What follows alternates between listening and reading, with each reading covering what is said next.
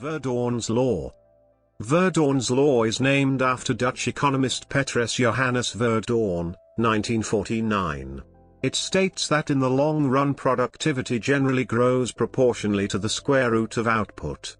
In economics, this law pertains to the relationship between the growth of output and the growth of productivity. According to the law, faster growth in output increases productivity due to increasing returns. Verdoorn, 1949, p. 59, argued that in the long run a change in the volume of production, say about 10%, tends to be associated with an average increase in labor productivity of 4.5%. The Verdoorn coefficient close to 0.5, 0.484, is also found in subsequent estimations of the law.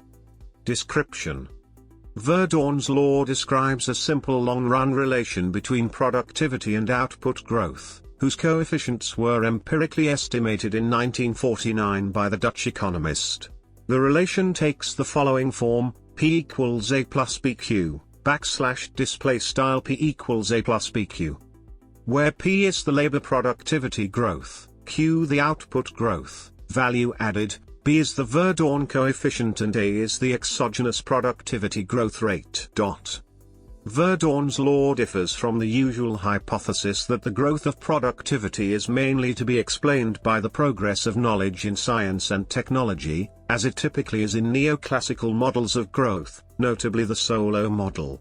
Verdoorn's law is usually associated with cumulative causation models of growth, in which demand rather than supply determine the pace of accumulation. Nicholas Kaldor and Anthony Thirlwall developed models of export-led growth based on Verdoorn's law. For a given country, an expansion of the export sector may cause specialization in the production of export products, which increase the productivity level, and increase the level of skills in the export sector.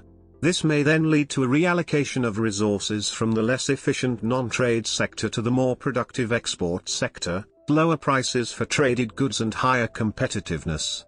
This productivity change may then lead expanded exports and to output growth. Thirlwall, 1979, shows that for several countries the rate of growth never exceeds the ratio of the rate of growth of exports to income elasticity of demand for imports. This implies that growth is limited by the balance of payments equilibrium. This result is known as Thirlwall's law. Sometimes Verdoorn's law is called Kaldor-Verdoorn's law or effect.